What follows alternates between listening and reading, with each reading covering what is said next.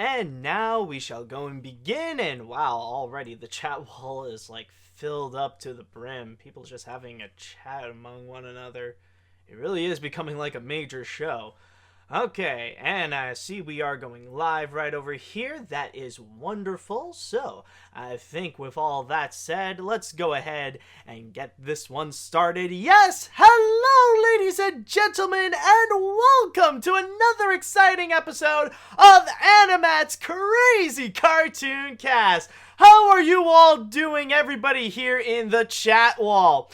And I just want to go and point out that as you guys probably may notice, if you are watching this or are capable of seeing this, yes, I did get a haircut. That is actually because this evening I got a family party to go to, so at this point, I gotta look as snazzy as I can, so that would include the hair, so the only thing that will not be crazy so far is just gonna be, well, the hair itself. Now it just looks a little more natural, and it will emphasize how big my forehead is. But anyways, enough about me. Let's go ahead onto you guys. I just want to know, how are you guys doing? Are you all doing fine? Well, I see, yes, well, for the ladies. I wish it would be for the ladies, though, but again, it is with family, so it's not necessarily anything too special to go and impress and, you know, walk away lucky. I mean, it's not a time to go and get lucky, it's more family time than anything like that.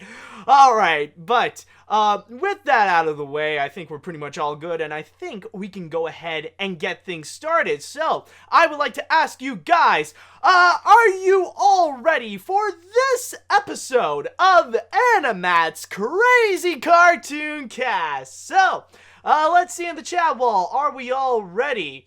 And I see there is a lot of talk, people are mentioning about the new Luigi's Mansion 3DS. Okay. Wish Luigi's Mansion was on the Switch. Well, I mean, they did say in 2019 it is coming. I think it's Luigi's Mansion 3? Oh well. But, let's see. Yes, okay, great. So, it looks like everybody seems to be ready for this episode, so that's perfect.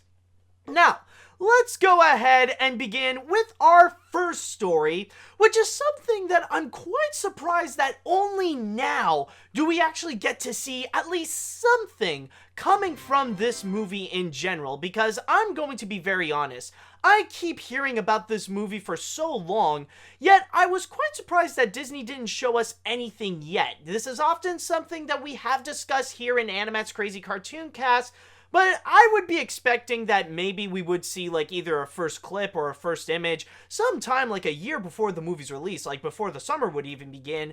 But no, it seems that now only Disney decided to reveal something out of this. Now, they didn't necessarily reveal much, but at least we did get something. We did get our first official look. And this is actually our first official look for everyone. This is something they haven't even shown at last year's D23. So, with all that said and done, let's go ahead and let me grab my headphones. So, we shall now go and, yeah, like this, and get things started with our first story, in which we are going to check out the trailer for Disney's live-action remake of Aladdin. So, let's go ahead and check it out. You know, interestingly enough, I'm quite surprised that we didn't even see a Boo in there.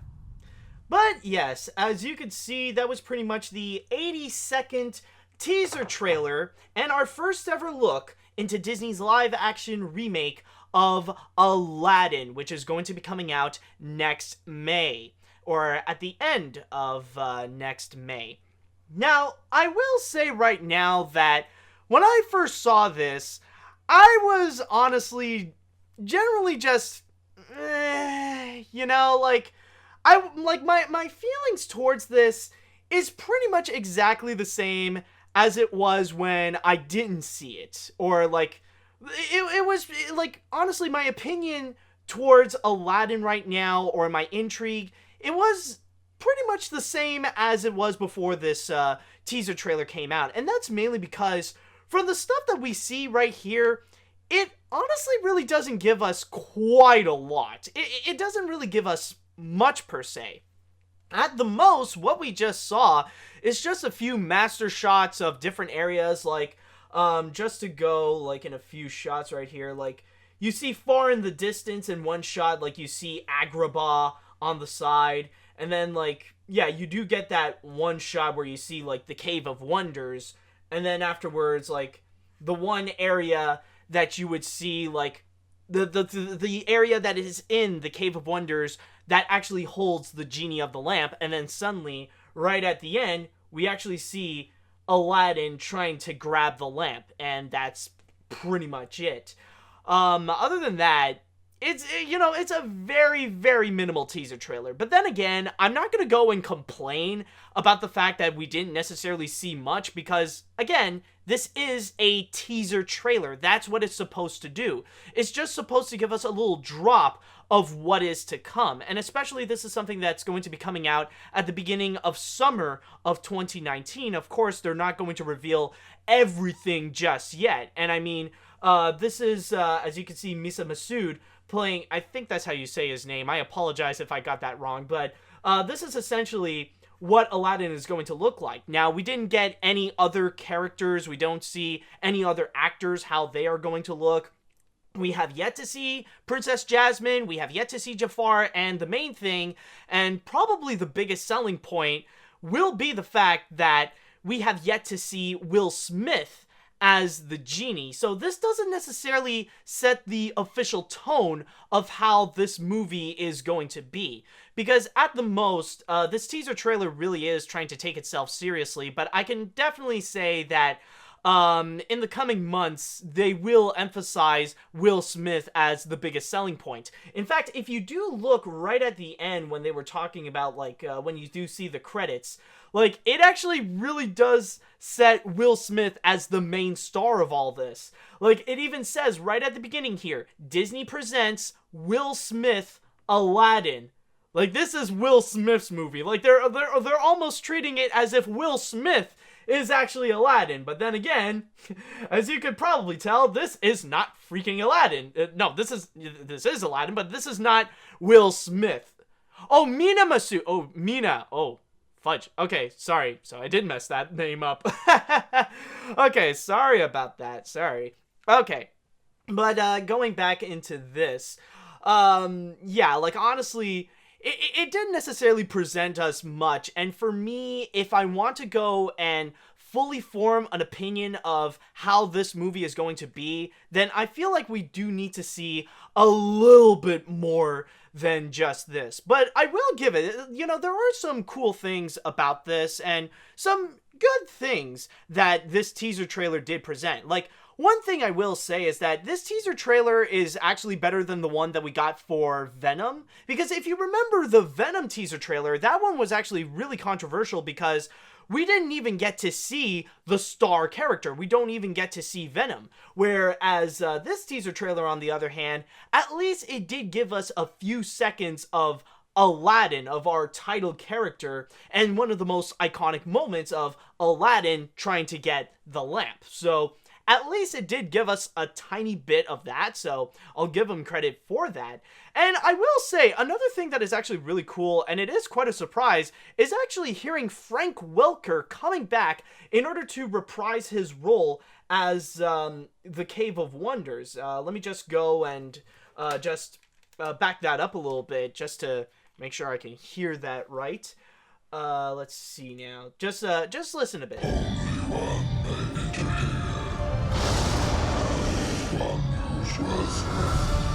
Lies far within. The diamond in the rough. So yeah, they brought, like, it is unmistakably Frank Welker reprising his role, trying to do the same thing. So that is definitely a nice little bonus, trying to connect itself a little bit more with the original. So that is definitely cool right there. But yeah, those are my only credits that I will give it. And in terms of any of the small criticisms that I would have, and to be honest, from there it's hard to really say, but I did notice that there was a tweet on Twitter that it actually did mention something that I could see where it does have issues. And you may notice that unlike the animated film of Aladdin, it is a lot more busy. Like, as you could tell, like, if you look back at Agrabah, like, even though it's way far in the distance, you could tell there's, like, so many things going on. Or probably the best example is inside the Cave of Wonders. Like, you got all this going on. Or, a great example is actually this shot right over here, where we see Aladdin taking the lamp. And, like, it's hard to really set your focus on Aladdin taking this lamp. Like, even though it is front and center, you do still get all this crap that's all around him. Like, that they put a clear view of all the coins, of all the gems that's all around him.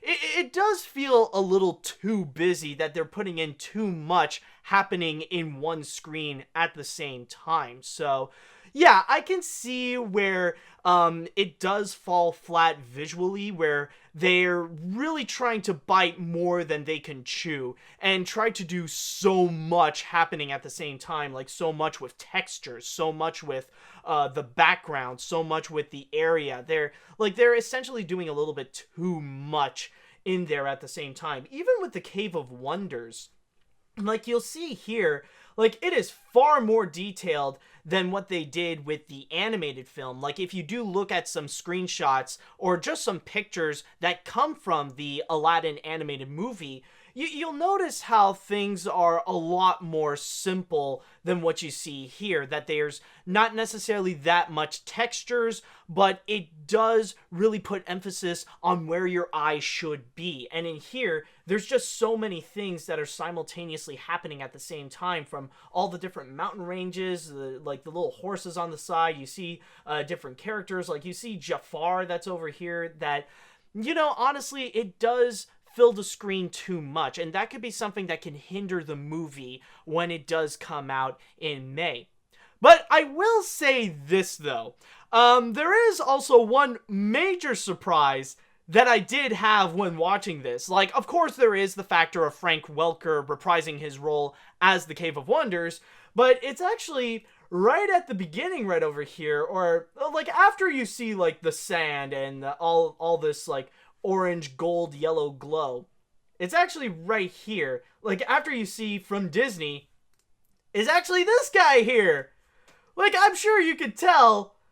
Like, it is unmistakable that you see this bird with red feathers and blue tips. It's freaking Iago! And it's kind of crazy to think that out of all the characters in here, the most prominent character in this teaser trailer, other than the Cave of Wonders, is frickin' Iago. So yes, people, I am back. I'm going to be returning in this live-action remake of Aladdin. Sure, I will be this weird CGI crap. Maybe am I gonna talk? I have no idea, but the Cave of Wonders is taking up all the lines in here, making sure that no one else would go and godforsaken speak. But yes, people, I am back, and other than that stupid cave, I actually got more prominent screen time in this teaser trailer, more than Aladdin, more than Jafar, more than any other white guy spray-painted brown. So yes, I am back, and this is going to be my movie. In fact, we're going to change the title right now from Disney's Aladdin to Disney's Aladdin under new management. This is the Iago movie. I thought I would just add in that little bit. I mean, any excuse to go and impersonate Gilbert Gottfried, I mean, I would go ahead and take it. It's just so much fun.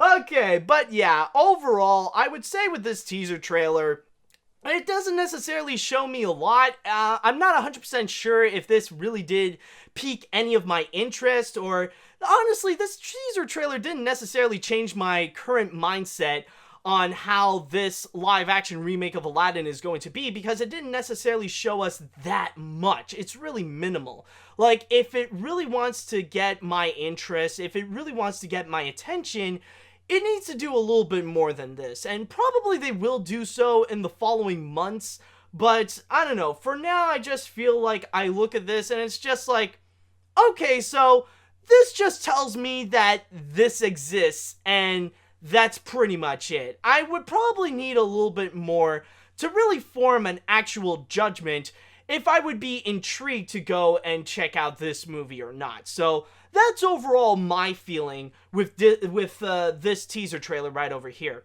So, I'm going to say so far that's pretty much my thoughts on it, and I would like to go into the chat wall right now, and I would like to ask, what do you guys think of this teaser trailer of the live-action remake of Aladdin? Did it change your mindset of how this movie is going to be? Do you think this is going to be great? Do you think it's going to be awful? I would like to know your thoughts right now. Okay, let's see here. The trailer looks visually stunning, and it could be really good, but it is a shame that Robin Williams won't be reprising his role as the genie because he is dead and he will always be known as a Disney legend. May he rest in peace. Yeah, that is definitely true. I mean, honestly, the sad reality is that even if Robin Williams was alive, they wouldn't have brought him back as the genie. They would try to do something else, unfortunately. Let's see, anything else from people? Seeing how Aladdin was my favorite Disney film before my current favorite, The Hunchback of Notre Dame, it looks pretty good. However, I kind of want to boycott the remakes because the quality is getting out of hand. I'm just going to wish it the best. Okay. Oh, yeah, that is true, because, of course, you're always going to get that group of people that whenever there's anything related to the Disney live-action remakes, like, that subject would come up somehow. You're always going to get that group of people that's going to that's pretty much going to act like angsty teenagers and go like, I'm never going to watch Disney again! I'm going to boycott everything that they do now! I'm going to run away from home! You know, try to do all that kind of stuff. Alright. Let's see here. Anything else? I'm going to keep an open mind. The scenery so far looks beautiful, and Mina Masood at least looks like what I imagine a live-action Aladdin would be like. Okay, that's interesting. Let's see here. I'm still skeptical about this movie.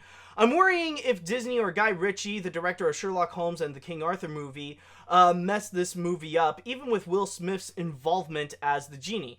But I'll wait and see if the next trailer gives me something to change my mind for this remake. Okay, so we still got people a bit skeptical. While I'm still relatively iffy on this film, I will admit that it does look promising. The visuals look dope, and the orchestral rendition of Friend Like Me is amazing. I'll wait until the full trailer drops until I make an opinion on the lad. Okay. Alright, so, it's actually very interesting because I do see so far, in the chat wall at least, that there are a lot of people that are kind of intrigued. At the most, like, it did catch people's interest. I don't see anything that would get people excited, but I think that's the most effective thing that this teaser trailer has done, is just grab people's interest. Like, at the most, they're just, like, turning heads, like, eh? So that seems to be the most reactions that I am so far seeing with this one. And also, it seems fascinating. A lot of people really do love the visuals. Like, that's one thing that people just seem to absolutely adore with this. So yeah, that's pretty much the teaser trailer for Disney's Aladdin. It is going to be coming out next year on May 24th, so I guess we'll have to wait and see if this is something that we would want to watch or not. But I guess during that time, this is the most that we will get, and I guess we'll just have to wait for another trailer to go and come out to show us a little bit more, and hopefully for next time, we will actually go see Will Smith as the genie, have our first look onto that. Okay, now that is pretty much done with this trailer, so we're pretty much all good with this, and now we are going to go and move on to our next story. And this one, again, is going to be related to an upcoming movie, but it is going to be an animated feature, and we do get a little bit more info on what this is going to be about, and not only that, but also the people that are actually going to be involved. And what I'm talking about, of course, is actually going to be regarding Playmobil the Movie. Yes, and we even got the official title right over here. Very emoji movie-like, by the way. It's just the color scheme actually does look a bit familiar, especially with the blend of yellow and orange, and then you got that dark blue background. That's why, like, I sense a bit of like emoji movie vibes just from the colors alone. But that doesn't necessarily mean it's going to be the next emoji movie. But yes, Lionsgate has officially revealed the cast who is actually going to be involved in this Playmobil movie. And it does have a bit of an all-star cast. So far among them, we actually got singers Meghan Trainor and Adam Lambert. We also got two little kids that are going to be the stars, Anya Taylor-Joy and Gabriel Bateman. Along with them, we also got Jim Gaffigan and also the highly beloved Daniel Radcliffe. And on top of that, we even got a bit of a synopsis of what this movie is going to be. And I'm going to read here from my source at Animation Magazine, where it states, in the movie, a young boy played by Gabriel Bateman disappears into the animated universe of Playmobil, and his sister Marla, played by Anya Taylor-Joy, sets out on an adventure to bring him back home. She teams up with a smooth-talking food truck driver, Dell, played by Jim Gaffigan, a charismatic secret agent, Rex Dasher, played by Daniel Radcliffe, a good-hearted misfit robot, and an extravagant fairy godmother, played by Meghan Trainor. And finally, we also got Adam Lambert will voice the character of villain Emperor Maximus. Now, we also got the credits on who's going to be involved in terms of producers, writers, directors, and all that kind of stuff. So, the script has been written by Blaze Hemingway, Greg Erb, and Jason Oremland. I think that's how you say his name. But on top of that, we also got Lino Di Salvo, who is going to be making his directorial debut with this film, who actually was the head of animation for Frozen and was credited as an animation supervisor from Tangled and Bolt. So this is a Disney animator who is now taking his first steps as a prominent director, both for live action and animation with this film, since it is going to be mixing a little bit of both. And the animation studio that is going to be in charge of this is actually going to be On Entertainment, the same animation studio that brought you The Little Prince and Mune. So they're all going to be working on this Playmobil the Movie. Now, I want to go and start things off by giving it credit that the cast, I will say, it does look a bit promising. I'm not 100% sure about Meghan Trainor or Adam Lambert. It is a little bit iffy and a bit of a risk bringing in singers and try to make them voice actors and stuff like that. Like, sometimes it can work, like recently with Smallfoot. Even though that movie was entirely mediocre, I'll give it credit that Zendaya was actually one of the best actors in that movie, and even Common, well, he does feel a bit out of place in there. Like, he does do well for what he's supposed to do, so there could be a chance it could go a little bit that way, or it could be the factor that these singers are not actors at all, so it is a major risk. But having these other prominent actors, it actually does work well, and these are actors that have already proven themselves that they can do quite well. A good example is Jim Gaffigan, which he's a really funny comedian. I love a lot of his bits. If you guys don't know him, go look up Hot Pockets. That's one of the best examples of his comedic works. But now that he has become an actor, he is trying to extend his his entertainment chops, and so far he is doing quite well for himself. Then, of course, like, we got Daniel Radcliffe, and I mean, Daniel Radcliffe, going from Harry Potter and now becoming the actor that he is right now, like, you can guarantee you'll have a fun time with Daniel Radcliffe no matter what. And even the kids do seem pretty promising since they have been in some good movies. Animation Magazine did credit that they have been in some major movies, like Anya Taylor-Joy has recently been in The Witch, and also Gabriel Bateman has been in Lights Out. So, in terms of the cast, it does seem a bit promising that they could deliver a fun performance. But there is one major thing that I will criticize, though, and that is actually regarding the plot, or the synopsis that we do have here so far. Now, it is true that it does try to be a little bit original with the young boy going into the animated universe of Playboy. Holy crap. Well, that's going to be an entirely different movie right there. Going into the world of Playmobil, and now his sister has to go and try to save him and stuff like that. But just reading the way that they're trying to construct this world of Playmobil, I can't help but feel like this is definitely just trying to be the Lego movie. Like, Playmobil is clear as day, is just trying to rip off the Lego movie. Because the thing right here is that you got this ragtag team of heroes that just feels like a random batch of people that they're just mixing it all together, but it all makes sense to have these characters together because it's a world of toys and you're only limited to your imagination from there. So that's pretty much okay to go and have this food truck driver and a secret agent and a robot and a fairy godmother all teaming up to destroy this emperor.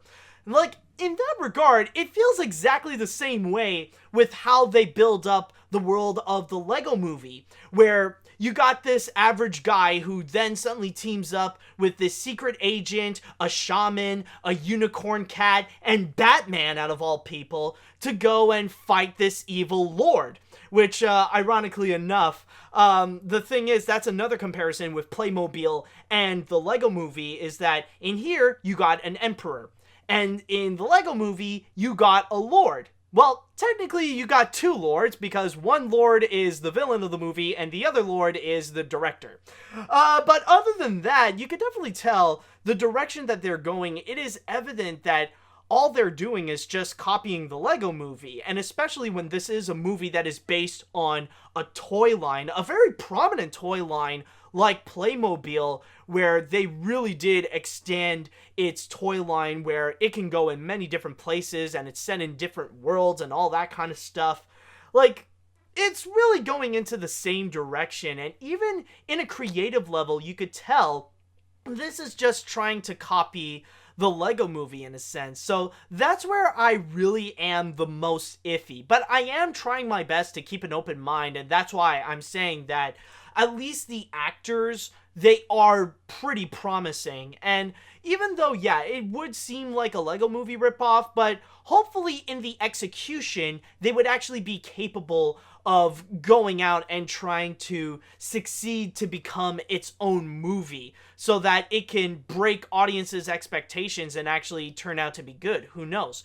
But honestly, for the most part, I do have this strong sense that it is trying to copy the Lego movie, even though, like, maybe the actors can bring in some fun. Like, the most optimistic thing that I could say is that, hey, well, they did bring in Daniel Radcliffe and Jim Gaffigan, so maybe we'll have a fun time with those guys. But I don't know. For me, it's just, I am a little bit iffy with what they are doing so far with this.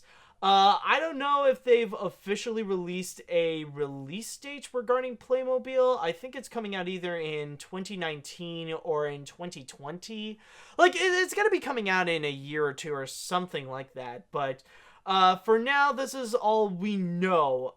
Just the addition of a plot line and also the announcement of the entire cast right over here. So apparently, according to the chat wall, some people are saying that it is actually going to be coming out next year in August 2019, to be precise. So yeah, it does look like it's going to be August 2019. So maybe, like, I do get a feeling that maybe for this, like, in a few months we will see a teaser trailer or something related to this. I don't know, just something to give us more of an idea of what this movie will be about. But for the most part, I gotta say, even though they did announce a new cast, they gotta do a little bit more to prove themselves that they're not just a Lego movie ripoff. So, with all that said and done, let's go ahead into the chat wall, and I would like to know from you guys, what do you think about the announcement of the cast for Playmobil Movie along with its new plot synopsis? Does it make you guys a bit more excited for the Playmobil Movie? Are you guys more optimistic? Do you think it's just a Lego Movie ripoff? I would like to know, what do you think so far? Let's see, this film doesn't really interest me, But I'm a Meghan Trainor fan, so I think the most I'll do is listen to her new song if she releases one for the movie, since she does that quite frequently. Oh, no, there is no denying they will do that. And I mean, that's kind of like the reason why they even brought in Meghan Trainor and Adam Lambert, is that so that they can both go and create a new song specifically for this movie. I mean, it's kind of the same thing why Smallfoot brought in Zendaya and Common, is that they can go and make new songs for that movie. So they're going to do the same thing right over here. Okay, so let's see. Yes, remember back in the day when I was a modest fan of Playmobil? But why are they trying to cash in on the success of the Lego movies? I swear that this could be direct-to-DVD, not a big-budget animated feature. Also, may I add that Zendaya is pronounced with an I-ya instead of ya. I don't know. Well, I'm saying the person's name, so as long as you get the idea, so... Okay. But, yeah. The thing is, with, it's Zendaya. Zendaya, same thing. What the fridge ever. Okay. But, actually, it does remind me, there is also another factor that it does seem a bit like a Lego movie ripoff, is the way that it is going to blend live action with animation.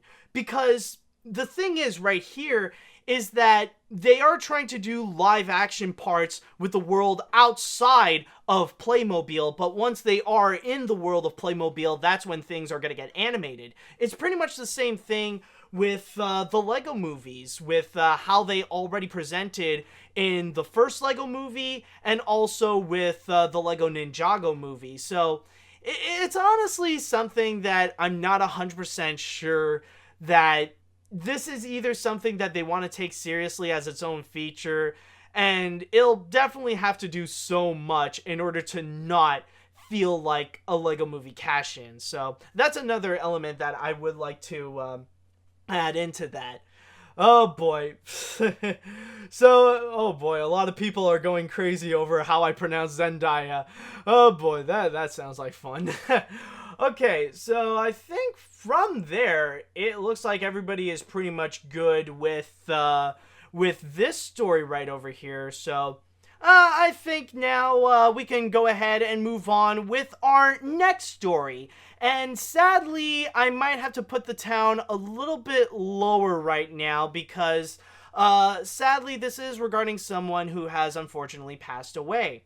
Now, even though this person in particular is not necessarily as much of a big name as Will Vinton last week, I still do believe that this is someone that it is really worth talking about here in AniMat's Crazy Cartoon Cast. So let's go ahead and have a moment to go and discuss about Adam Burke.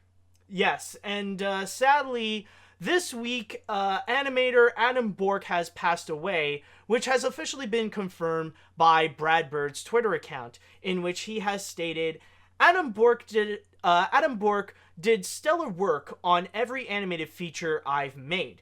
A great man and talent, always upbeat, giving. He shepherded Pixar... excuse me about that. He shepherded Pixar's Children's Hospital, visiting... Sorry, let me rephrase that. He shepherded Pixar's Children's Hospital visits that happen with each film's release. He passed last night from cancer. We will miss you, Adam.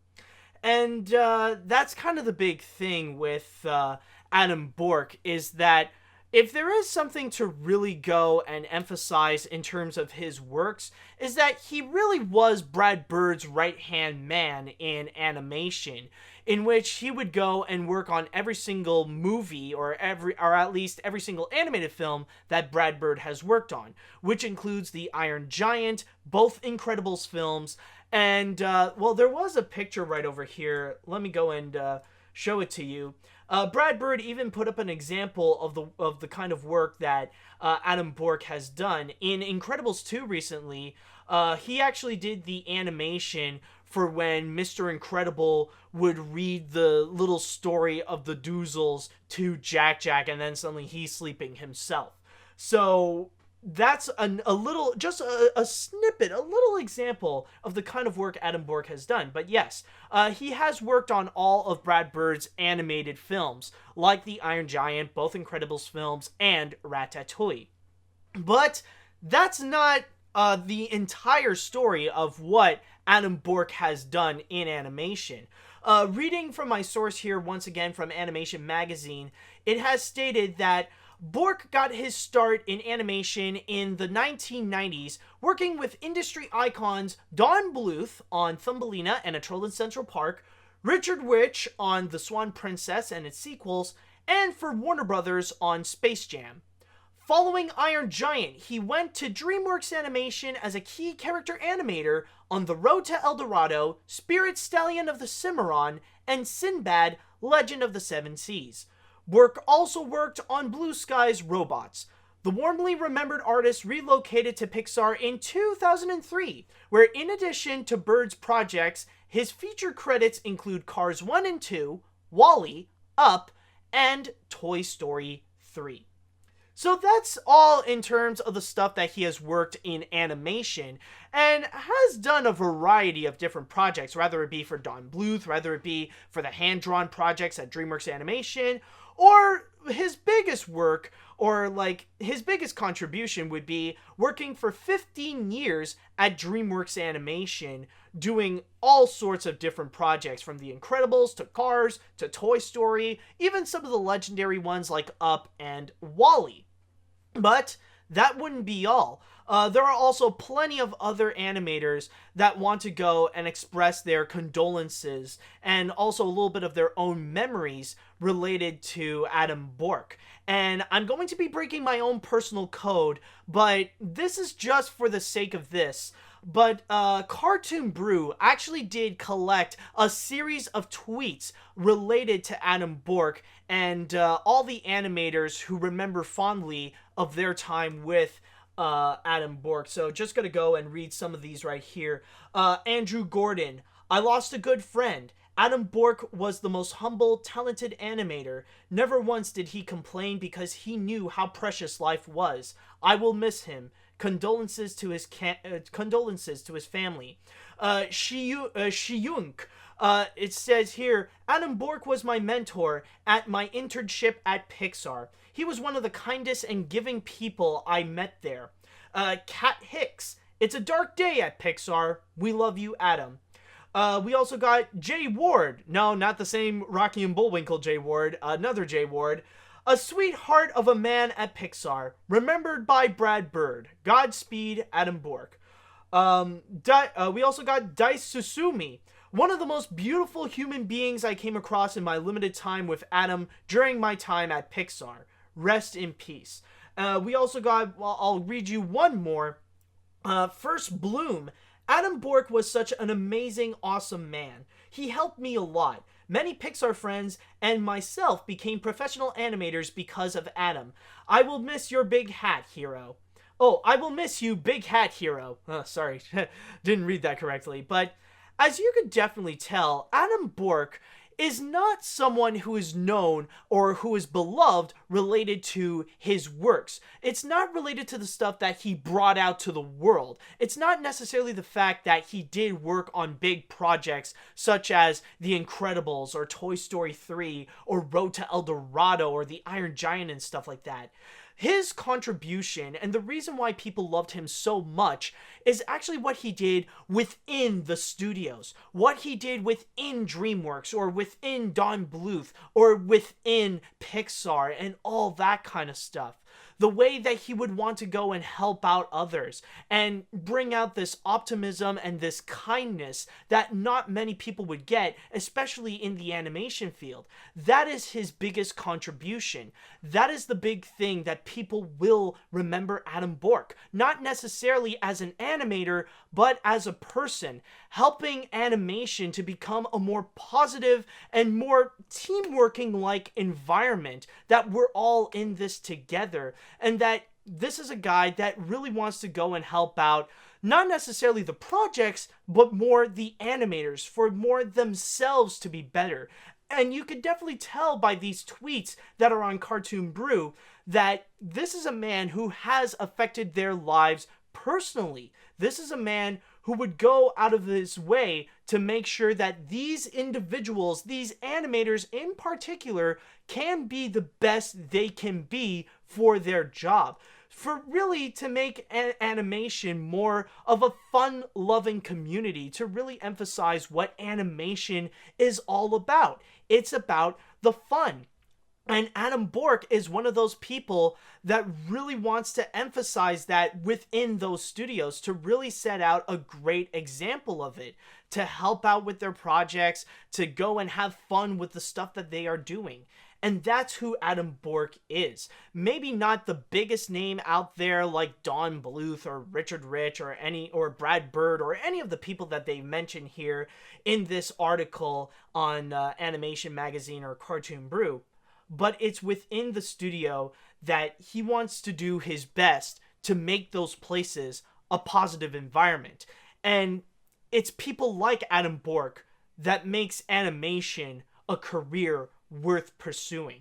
That if we do have more people like him, then animation can be a whole lot of fun regardless of whatever project that you're going to work on. So for that, I would like to say that may Adam Burke rest in peace, and hopefully his family can stay strong during this dark time, and especially also for just for Pixar as well to stay strong, because they have definitely lost an amazing contributor within their company.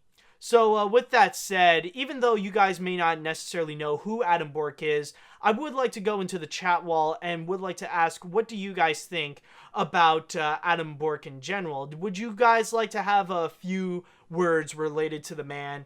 And just want to know if you would like to contribute into this. Okay, let's see. Rest in peace, Adam Burke.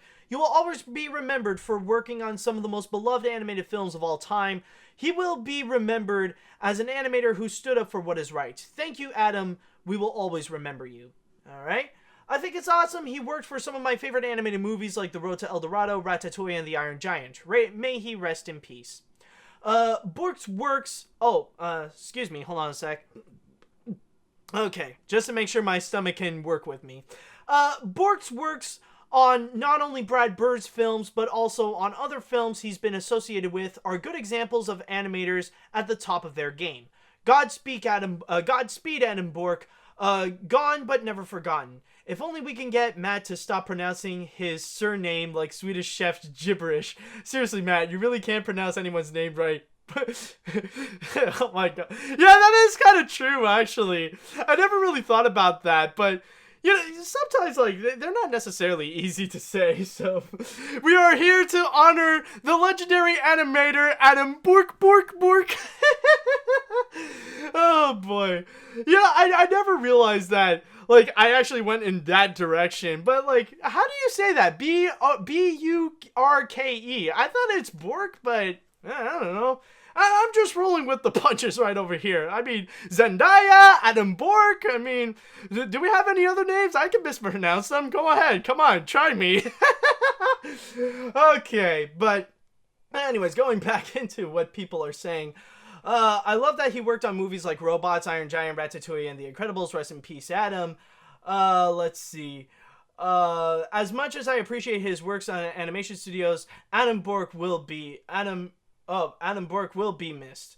Okay, so, I think with that said, we did have a very nice time here with Adam Burke, so for now, I think it is time that we shall go and move on to our next story, in which let's go ahead and try to lighten things up a bit. We're gonna go step aside from animation just a tad, and we're gonna go into theme parks. Yes, folks, it is time now that we shall go into the Magic Kingdom at Walt Disney World, where we can go and have some Halloween fun. In fact, if you go to Tomorrowland, they're actually all set for Halloween, and even dressed up Stitch to go and have some spooky Halloween fun. In fact, they are actually going a bit in a Five Nights at Freddy's theme right over here. So yeah, this is Stitch right now at the Magic Kingdom. Ta-da! Okay, so by the way, I just want to mention, for anybody who is only listening right now, what I'm pretty much showing right over here is an audio animatronic of Stitch from Stitch's Great Escape.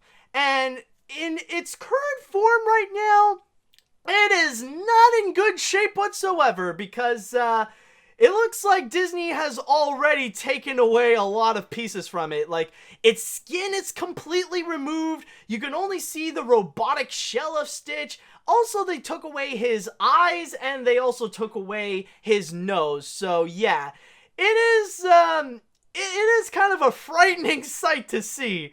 Like, if the Haunted Magic Ghosts don't do anything for you in terms of scares, this thing certainly will.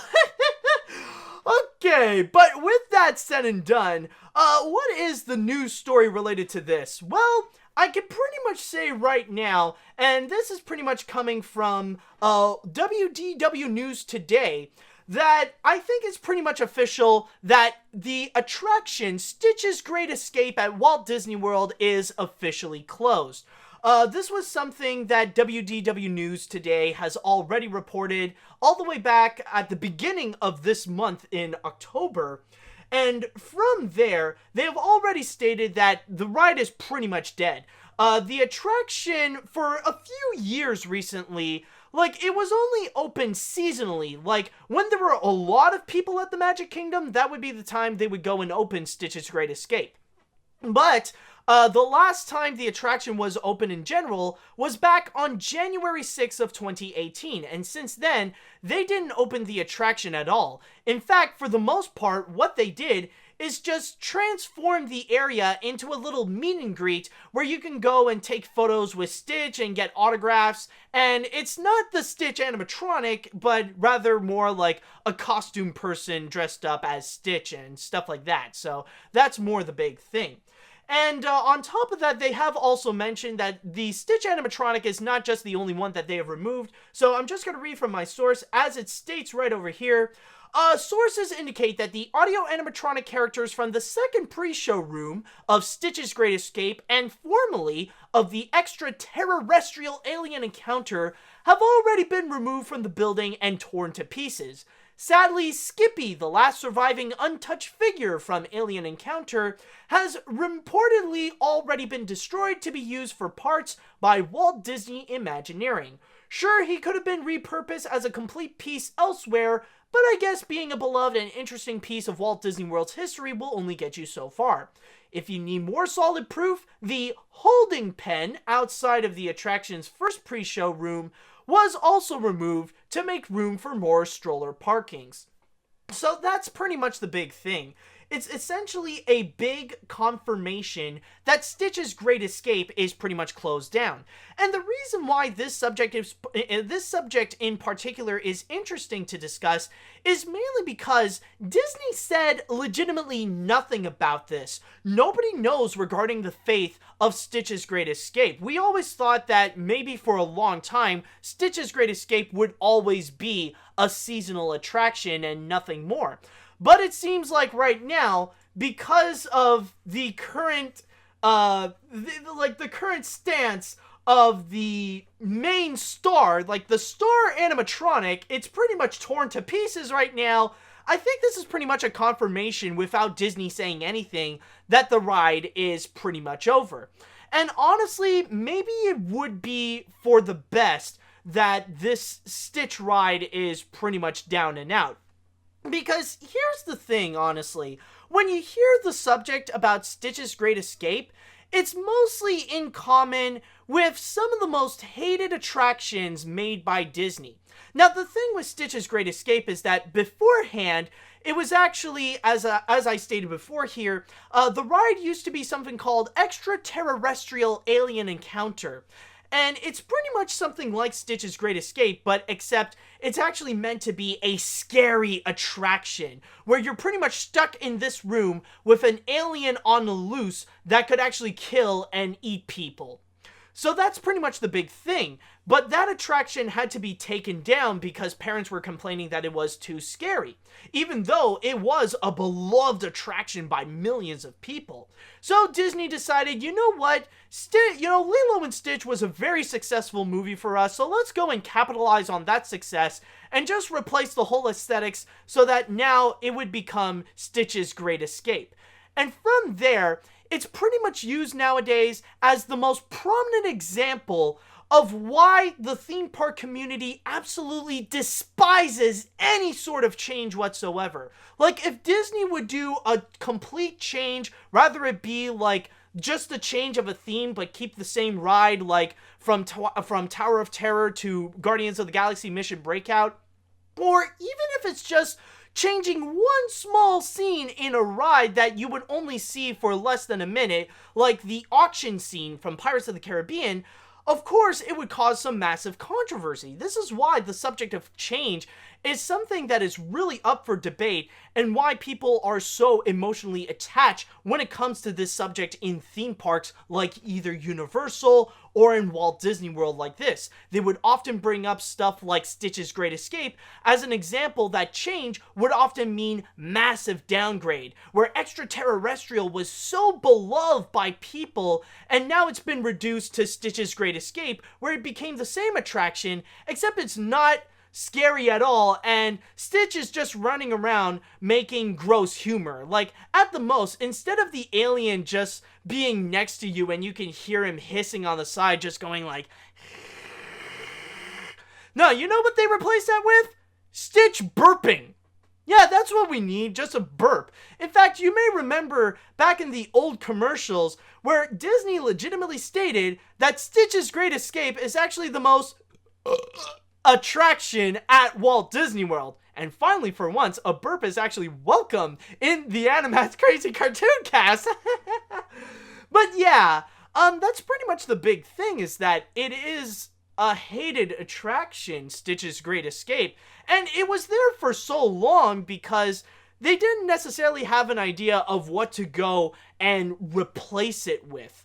But from there, the big thing about Stitch's Great Escape right now, and I'm sure some of you are probably asking, so now that it's essentially confirmed that Stitch's Great Escape is pretty much closed off forever and it's pretty much over, the question remains, what's going to replace Stitch's Great Escape? And from there, it's hard to necessarily say what it could be. We don't honestly know right now. And it really is a bit of a tough another burp, just another callback for the most burp experience. But anyways, going back to what I was talking about, so far we don't have a bit of a confirmation. I mean, Disney didn't even announce that this ride is pretty much dead, so we don't officially know what could be the thing that could replace it. The most that we have gotten so far is that for many years, we have heard of a rumor that at least the theme of the ride will be based on Wreck-It Ralph. Now, what type of attraction it would be, that remains to be seen. And it's hard to really know specifically because when you do think of the area of Stitch's Great Escape or extraterrestrial, it's not necessarily that big to go and actually create a dark ride, like to have a place where you can sit down and you go on a vehicle and explore around different areas. It's not a place where they can necessarily do that per se. Like, the thing is, in this case right over here with Stitch's Great Escape, is that it really is kind of a show building. It's more in the veins of something like the Enchanted Tiki Room or something like that, where essentially you just sit down in one area and you just watch the animatronics do their thing. And honestly, it's hard to say what they can replace it with. At the most, I feel like they're probably going to announce something next year at D23 in terms of like, oh, we're going to announce like this new ride or something like that.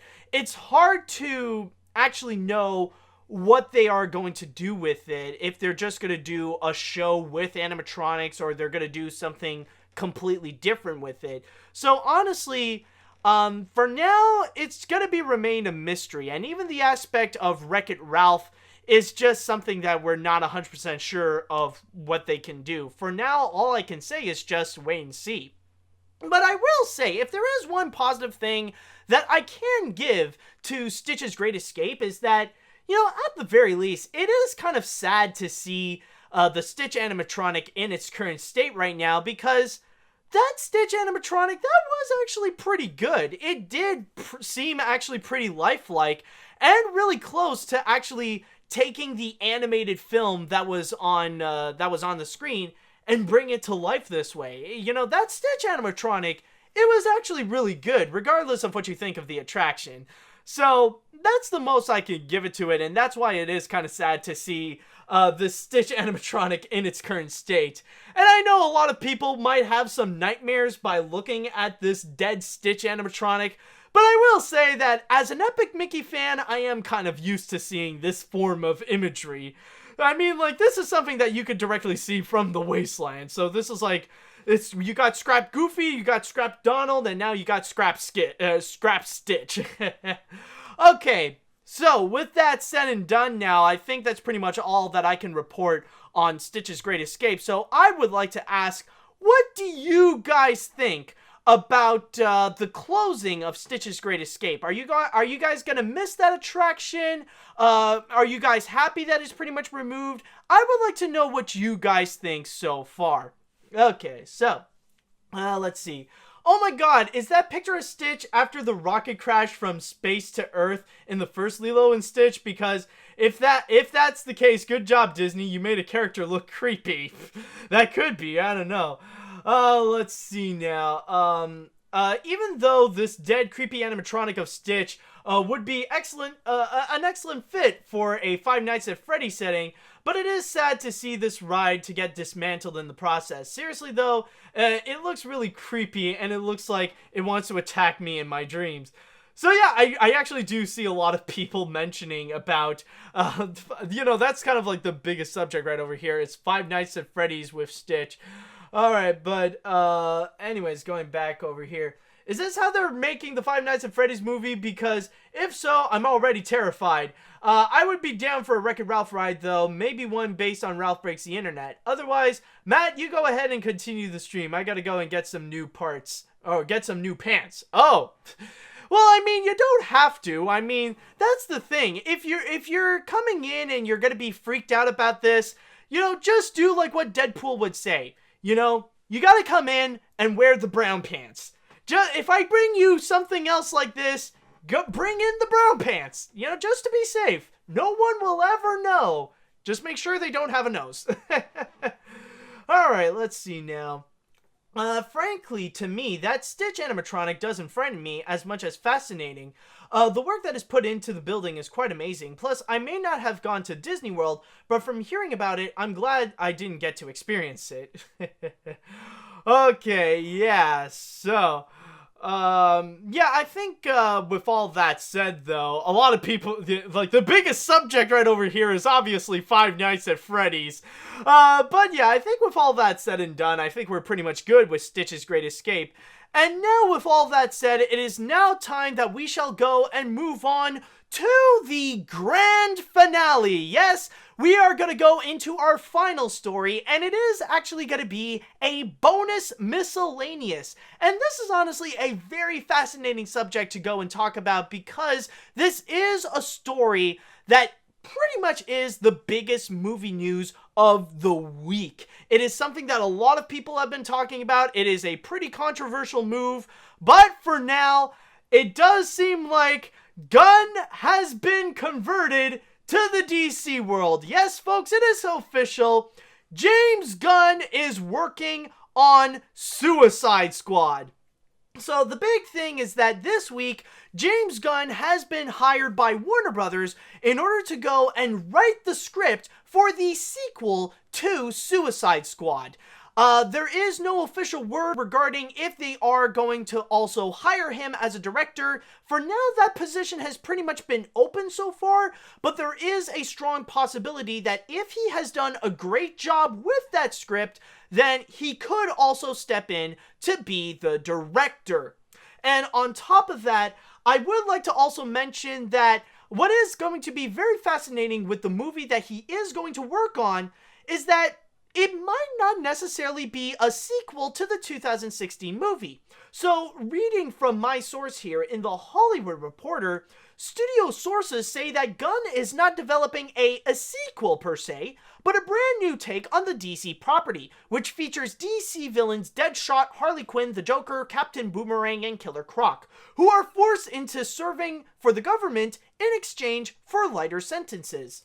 It is unclear whether or not that means recasting, in part or wholly, the actors. And also on top of that, we also got a tweet from David Ayer, the director of the original film, making a comment about bringing in James Gunn into Suicide Squad 2, or the next Suicide Squad movie per se.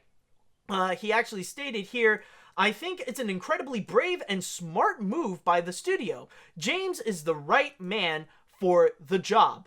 Now, what is actually very interesting to note, the reason why I say that James Gunn has converted to DC is the fact that beforehand, James Gunn was one of the top creative people at Marvel, most namely for directing the Guardians of the Galaxy movies. Well, both writing and directing both Guardians of the Galaxy films, the first movie in 2014 and also Volume 2. And he was pretty much going big. He was doing extremely well. Both films were critically praised and they were making tons of money. And on top of that, James Gunn would actually go and help out with other Guardians of the Galaxy projects. He was actually in charge of actually making the ride of Guardians of the Galaxy Mission Breakout. Like, he was a big hand in order to craft that attraction at Disney California Adventure. So he really was a major hotshot and a major creative head at Marvel Studios. So essentially, what happened? Why is it that he's no longer working at Marvel? Now, of course, you're probably all aware about what essentially happened, but funny enough, I didn't talk about this before because this was actually the biggest movie news stories that happened while I was in my California vacation, so this is my big opportunity to also lay down my commentary onto that. So, the big thing that essentially happened was that in the middle of July, things were going well for James Gunn, and he was currently in the process of creating Guardians of the Galaxy Volume 3, which was set to be released in 2020. However, there was a major catch. Suddenly, there were these old tweets that resurfaced that James Gunn used to do, where he would make jokes about rape and pedophilia. And from there, Disney decided that they don't want to go and take the risk, and they want to play it safe and do exactly like what they did with Roseanne Barr when she was acting all insane and being racist on Twitter. So they decided, because of those old tweets, James Gunn would actually go and end up being fired. And a lot of people tried to advocate to bring him back, not just audiences, not just like literally the entire internet, but also the cast of Guardians of the Galaxy tried really hard to bring James Gunn back to Disney and Marvel, but the thing is with Disney is that they refused to do so.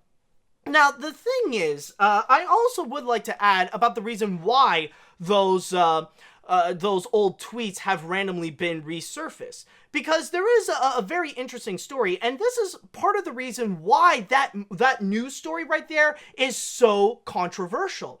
The main reason is actually not related to James Gunn at all. It's not necessarily related to Guardians of the Galaxy or Marvel. It's actually all related to politics. The whole organization, the whole plan to resurface those old tweets is actually run by neo-Nazi groups. Well, technically they're white nationalists, but honestly, white nationalists and neo-Nazis nowadays, they are the same thing. They're just nothing more but terrorists who want to spread hate, violence, and they want to kill people. And if you don't believe me that white nationalists have a kill count, her name is Heather Heyer. But, yeah, that's pretty much the whole thing. I mean, with white nationalists, they're basically a synonym for neo-Nazis, and they all deserve to go to frickin' prison anyways. Like, nationalism in general should be illegal. But, going back into the reason why they wanted to do this is mainly because of politics. Now, the interesting factor about James Gunn is that he has stated before that he is a conservative, that his point of views are actually more in tune of a Republican. However, with James Gunn, he is actually one of the very rare mentally functioning Republicans, where even though he is a conservative, he is very outspoken against Donald Trump.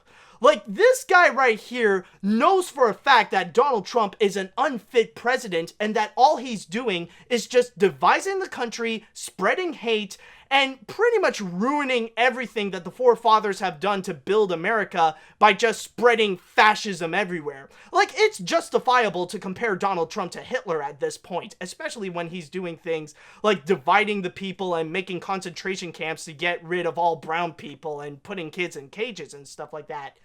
But, yeah, basically all James Gunn is pretty much doing was just stating facts about Donald Trump and his deplorable supporters. Now, from there, the Nazis, of course, they're upset that James Gunn would be explaining those truths about Donald Trump and that he is outspoken against Trump and stuff like that. So they try to go and silence him in a way, because those white nationalists and all white nationalists, what they try to do is try to destroy everyone's First Amendment by only expressing their point of views, and that's it. So they want to try to ruin his career in the same way that Disney ruined the career of Roseanne Barr, where she once had the highest rated TV show, and then she would be bombastic since she is like I said before, since Roseanne Barr is an outspoken Trump supporter, and that she does have a bit of mental health issues, and that she does have a bit of racism in her. So one crazy racist tweet later, Disney decided to not only fire Roseanne Barr, but to cancel Roseanne altogether. And at this point right now, her career is pretty much ruined, and now she is just seen as a lunatic. Like, imagine if Kanye West is an angry white woman. That's basically what you get with Roseanne Barr. So basically the Nazis, they want to give James Gunn the Roseanne treatment and try to have Disney fire him and have his career ruined. But the best thing about white nationalists is that thankfully, all white nationalists are freaking idiots. Like, nationalism is actually a mental disorder. Like, it makes them really, really freaking stupid. And thankfully, with the case of James Gunn, when he did get fired, it's not that his career was destroyed, it was just beginning. People notice that he is a highly valued director, and he has been getting calls left and right, which did result him to even get this deal right now to work on Suicide Squad. So that's pretty much where we are right now, is that James Gunn, right now, he is actually working with DC. Since Disney isn't going to hire him, he's gonna go and gonna be working with Warner Brothers to work on Suicide Squad. And, you know, honestly, to bring in the factor with Disney, now, the reason why they haven't really hired him, the reason why they didn't really listen to people and stuff like that, oh, excuse me, it's just the burps keep coming in to interrupt me. But the funny thing is, with James Gunn, is that, you know, the thing is, with him, or no, it's not with James Gunn, no, I mean Disney, because the problem with Disney is that even though they are a great company, they are an amazing company capable of creating some of the most amazing things in the entertainment industry, whether it be movies, TV shows, or theme parks, or whatever, they're also a very stubborn company. Disney does not want to admit when they are in the wrong, when it is clear as frickin' day, like it is a fact that it was a bad move for firing James Gunn. Like, they don't want to admit it at all, and they're trying to still stick to their guns that they think they did the right thing by taking off James Gunn, even though literally everyone disagrees with him. Like, they just, you know, the thing is that they think every single thing they do is correct, and that is mainly because the thing with Disney is that they are in a position so high in the entertainment industry. Like, right now, they really are at the top of the food chain. But the thing is, since they are at the top of the food chain, they want to make sure what they do actually seems like the best decision compared to what anyone else would do. And that's why they don't want to admit that firing James Gunn was a stupid and terrible decision, especially when it's a move that would enable these white nationalists thinking that they got power to do whatever they want and that they would have an actual platform to do whatever they can to ruin everyone's lives just so they can spread their hate and so that they can actually go and legitimately think that they can kill people and get away with it. You know, kind of do like, I actually recently read this article that white nationalists in New York City this week, they actually went and randomly beat up a whole bunch of people while calling them names just because they can.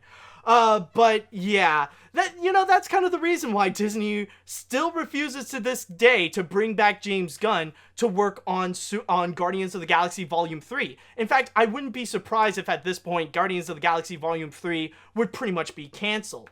So that's pretty much the position where we are today. Where since Disney ain't bringing back James Gunn, he decided, okay, you know what? I'm gonna be working with your main rivals. It's kind of like if James Gunn went through a massive breakup caused by his girlfriend that really was a bad decision on her part. So James Gunn decided, you know what, as revenge, he's gonna go and date the girl that his ex would constantly smack on, just as a little payback.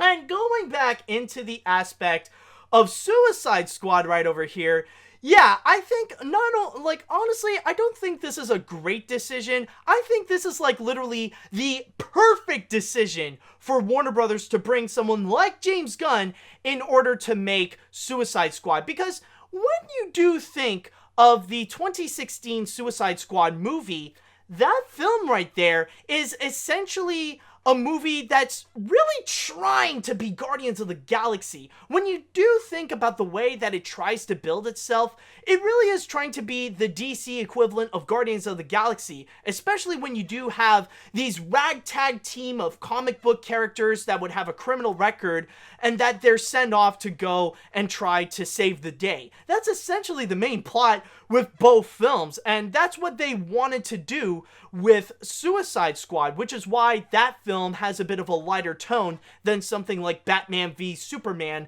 Dawn of Justice. But what ended up happening is that even though that film ended up being highly successful and made tons of money at the box office, nowadays it is viewed as a pretty bad film. In fact, it's often used as a legitimate example of one of the biggest problems with the DC Extended Universe. In fact, in its current state right now, I do feel like it is probably for the best for Warner Brothers to just shut down the DC Extended Universe, to pretty much stop that thing entirely. Now, I am not saying, though, that they should stop making movies for the DC Extended Universe. That's not what I'm saying. What I'm saying is that they just need to stop the narrative of the DC Extended Universe, to stop having their DC movies to just connect one another, like their movies like Aquaman and stuff like that has to connect with stuff like Justice League and Batman v Superman and Suicide Squad and all that kind of stuff.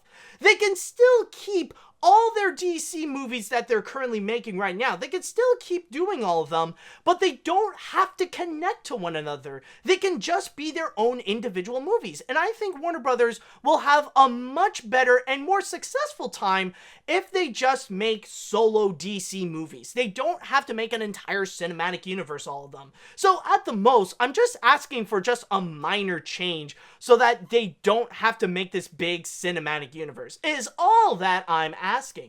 And yeah, so going back into this, yeah, with James Gunn, bringing him on board, because of the first Suicide Squad, it is going to be a major obstacle for James Gunn to really take that movie and really try to expand it.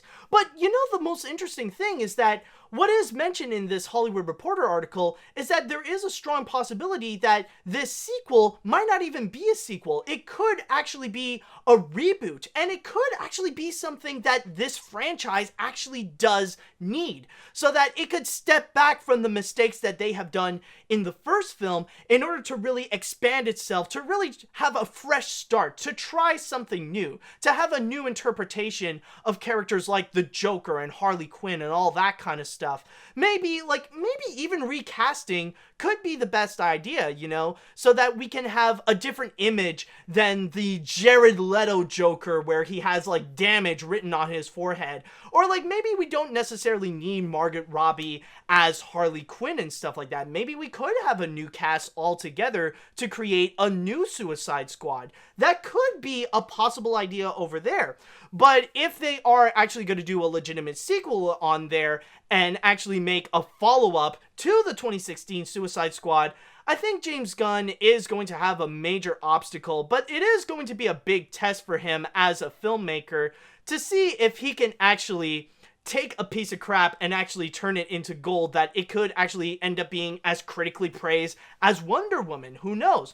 Like, that could be a major test for James Gunn, but it is going to be very interesting to see. Now, I'm not necessarily expecting that this is going to be like the new Guardians of the Galaxy Volume 3.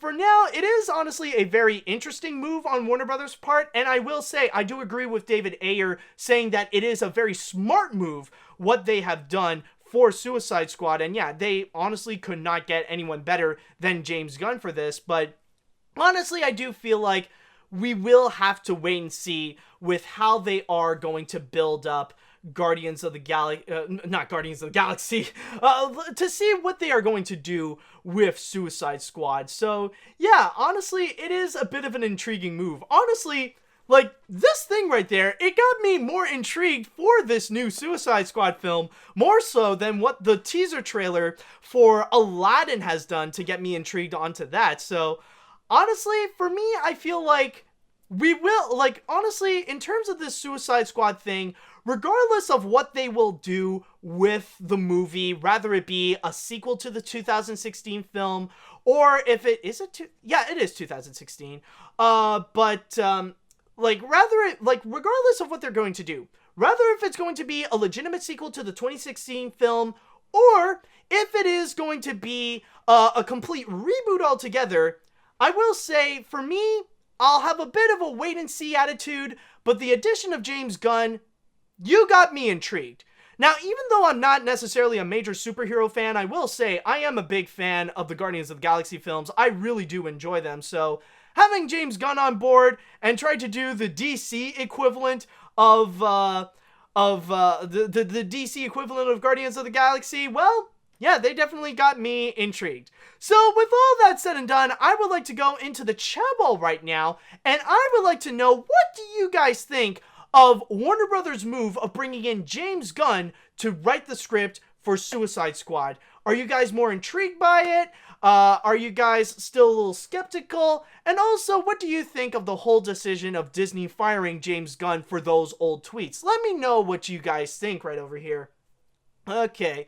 Now, let's see. Would Disney and Marvel Studios ever consider making Guardians of the Galaxy 4, even if James Gunn is not involved in either directing or writing, or will Marvel Studios reboot Guardians of the Galaxy entirely in the future?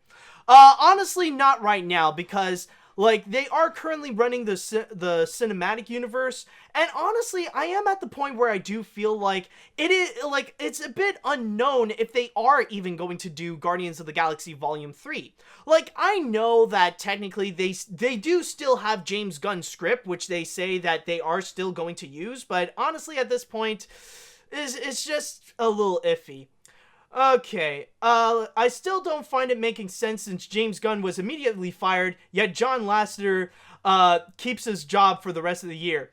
And that's another major thing that does feel a bit hypocritical, is really the way that they handled with previous people. I mean, with John Lasseter, they had a major wait-and-see attitude. It's like, well, the guy has done a lot of bad things in the past and mistreated women, but we need 6 months to think about it. But with James Gunn, like, you got these old tweets that are like 8 to 9 years old that he acknowledged that he was wrong and never did ever since, and they decided, nope, you're out.